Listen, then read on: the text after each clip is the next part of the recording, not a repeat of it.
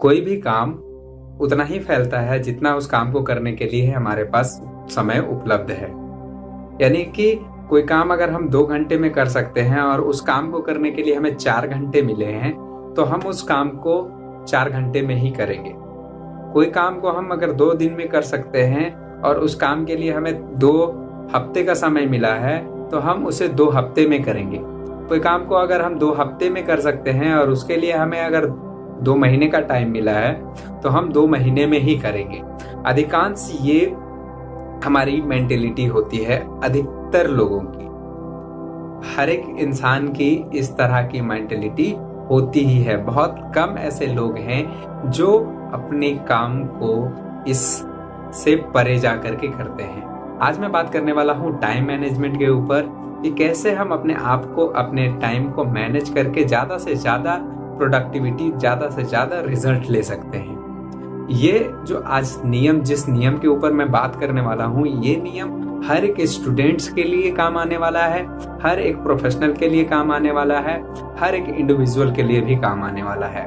अगर आप या तो कोई किसी कॉम्पिटिटिव एग्जाम की तैयारी कर रहे हैं या आने वाले समय में कॉम्पिटिटिव एग्जाम्स की तैयारी करेंगे, या फिर आप ऑफिस में काम करते हैं और अपने आप की प्रोडक्टिविटी को बढ़ाना चाहते हैं और प्रमोशन पाना चाहते हैं, इस नियम के आधार पे हम बहुत ज़्यादा प्रोडक्टिविटी गेन कर सकते हैं और अपने लिए अलग लेवल सेट कर सकते हैं। तो क्या है ये नियम का नाम है पार्किंसंस लॉ। सीएन पार्किंसंस ने इस नियम को समझाया था।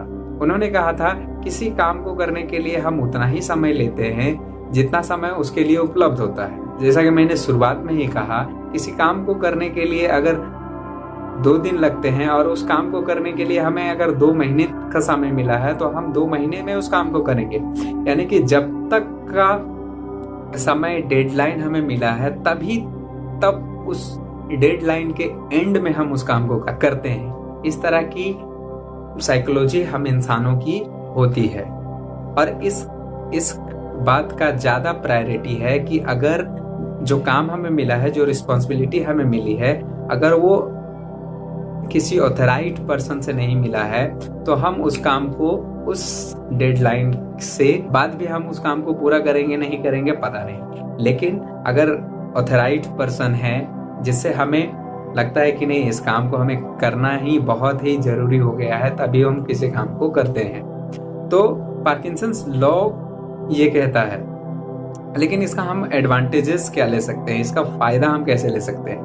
पहली बात तो पार्किंसंस लॉ से ये बात पूरी तरीके से स्पष्ट हो जाती है कि बिना डेडलाइन का हम किसी भी गोल को अचीव करने में असमर्थ रहते हैं। डेडलाइन सेट करना बहुत ही जरूरी है। अगर हम डेडलाइन सेट नहीं करते हैं किसी काम के लिए, किसी काम को करने के लिए हम प्रायोरिटीज सेट नहीं करते हैं, प्रायोरिटीज के आधार पे ही हम किसी काम को करते हैं। अगर कोई काम करना हमारे लिए बहुत ही इम्पोर्टेंट है, बहुत ही ज़्यादा ज़रूरी है और वो 2 दिन के बाद भी हो सकता है, तो हम इसका बहुत ज़्यादा चांसेस है कि हम दूसरे दिन में ही इस काम को करेंगे, पहले दिन नहीं करेंगे। और कई बार हम किसी काम के लिए डेडलाइन ही नहीं तय करते हैं, तो हम वो काम होता ही नहीं है, उस काम को हम कभी करते ही नहीं हैं। तो बिना डेडलाइन का कोई भी काम हम कंप्लीट नहीं कर पाते हैं। कई सारे हम सभी ने न्यू ईयर का रेजोल्यूशन लिया होगा, लेकिन उसमें कोई भी डेडलाइन हमने तय नहीं किया होगा, तो वो काम अभी भी आप देख रहे होंगे, उसको देखे हैं तो आप देखेंगे कि उसमें एक कदम भी आप आगे नहीं बढ़े होंगे। और जिसमें आपने डेडलाइन तय किया होगा कि इस डेडलाइन तक हमें कंप्लीट करना है, या किसी एग्जाम्स की तैयारी कर रहे होंगे और उसकी एग्जामिनेशन की डेट्स आ चुकी होंगी, तो वो पूरा काम आपका हो चुका होगा। यही साइकोलॉजी है। तो हम अपने लिए किसी भी काम को पूरा करने के लिए जब तक अपने प्रायोरिटीज सेट नहीं करते हैं, डेडलाइन सेट नहीं करते हैं, तो उस काम को हम लंबे समय तक नहीं करेंगे। ये बात तो पूरी तरीके से स्पष्ट है कि कोई भी काम उतना ही फैलता है जितना कि समय हमें उस काम को पूरा करने के लिए दिया गया है। तो हम इसे शॉर्ट कर सकते हैं, कम कर सकते हैं, फैलने से रोक सकते हैं। अपने लिए एक टाइम सेट करके, डेडलाइन सेट करके, अपनी प्रायोरिटी के आधार पे अपने कामों को करके, इससे क्या होगी कि हमारी प्रोडक्टिविटी बढ़ जाएगी, हम कम समय में ज़्यादा काम को भी कर पाएंगे और जो हमने चीजें सोच करके रखी है उसका डेडलाइन दे देते हैं, तो वो कहीं ना कहीं उसको अचीव करने के रास्ते में हम होते हैं, या तो फिर हम अचीव कर जाते हैं। कई सारे स्टूडेंट्स सिर्फ टाइम टेबल फॉलो करने के ऊपर ही अपना पूरा ध्यान लगा देते हैं, लेकिन जब हम सब्जेक्ट्स को प्रायोरिटाइज कर लेते हैं और उसके आधार पे हम अपनी तैयारी की रणनीतियां बनाते हैं, तब हम इसकी ज़्यादा संभावना होता है कि हम पूरे कॉन्सेप्ट्स को भी पूरा कर लेते हैं और उसमें ज़्यादा से ज़्यादा रिजल्ट भी हम लेकर के आते हैं। पार्किंसंस लॉ ने ये पूरी तरीके से स्पष्ट कह दिया, कोई भी काम उतना ही फैलता है जितना समय हमारे पास अवेलेबल है उस काम को करने के लिए। इस बात को भी हमें मानना पड़ेगा कि जितना हम समय सोच रहे हैं वो वाकई में उतना समय हमारे पास अवेलेबल होता नहीं है। अब इस बात को आप कितने अच्छे तरीके से समझ रहे हैं आई डोंट नो, लेकिन आप इस बात को जरूर समझिए कि कब क्या हो जाए किसी को नहीं पता।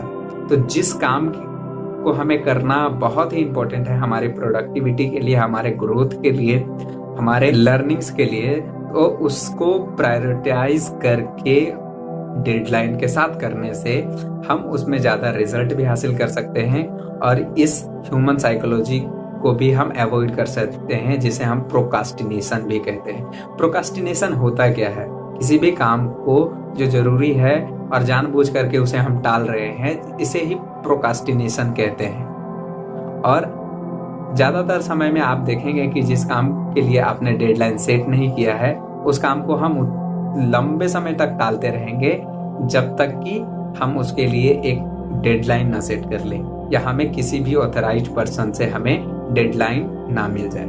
जब डेडलाइन आने लगती है तो हमारे काम करने की रफ्तार भी काफ़ी तेज हो जाती है और उस काम को हम काफ़ी अच्छी तरीके से कर पाते हैं। आप समझ के देखिए कि जिस काम को हम 2 घंटे में कर सकते हैं और उसके लिए हमें 2 दिन का समय दिया गया है, तो बाकी का समय पूरा का पूरा हम वेस्ट कर जाते हैं और अंत के 2 घंटे में हम उस काम को करते हैं। ये आप खुद भी देखते होंगे। अगर मैं अपना एग्जांपल दूं तो मुझे अगर किसी सब्जेक्ट के ऊपर रिसर्च करना है, सर्च करना है, उस पर आर्टिकल्स लिखने हैं, तो मैं तब तक नहीं करता जब तक कि पूरी अर्जेंसी नहीं हो जाती है। यहाँ पे हमने पार्किंसंस लॉ को भी समझ लिया, अपने कामों को प्रायोरिटाइज भी कर लिया, डेडलाइन भी सेट कर लिया और पार्किंसंस लॉ को भी समझ लिया।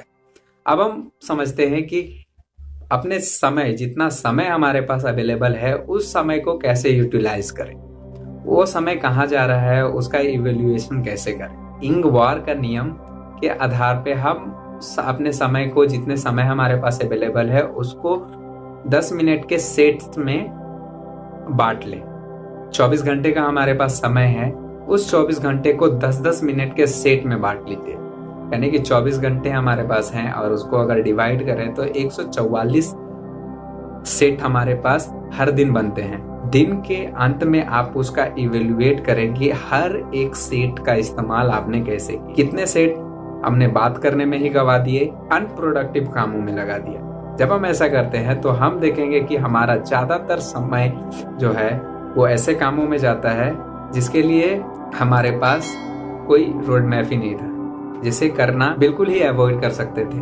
और जब हम प्रायोरिटाइज कर लेते हैं कामों को, हमारे पास डेडलाइन होता है, तो हम अपने समय को अच्छी तरीके से यूटिलाइज कर पाते हैं। और जब हम अपने समय के सेट बनाते हैं, 10-10 मिनट के सेट बनाते हैं, तो हमारे पास एक मोटा आंकड़ा होता है जिसको समझ करके हम अपने समय का इस्तेमाल कर सकते हैं अच्छे तरीके से। और हमें पता होता है कि हमारा समय कहाँ पे जा रहा है, कितने प्रोडक्टिव कामों में जा रहा है, कितने अनप्रोडक्टिव कामों में जा रहा है। पिछले वीडियोस में मैंने ये भी बताया था कि 1% नियम का भी हम इस्तेमाल कर सकते हैं।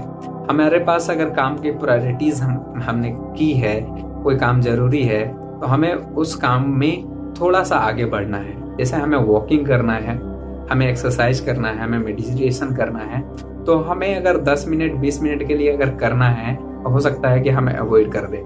लेकिन 1%, यानी कि पहले मैं नहीं करता था, अब 1 मिनट के लिए करूंगा। उसी तरीके से हर दिन अगर 1-1 मिनट की ग्रोथ के साथ हम आगे बढ़ते रहें, 1% ग्रोथ के साथ ही आगे बढ़ते रहें, तो हमारे पास एक बेहतर रिजल्ट भी आता है और एक बढ़िया सा अनुभव भी हमें मिलता है।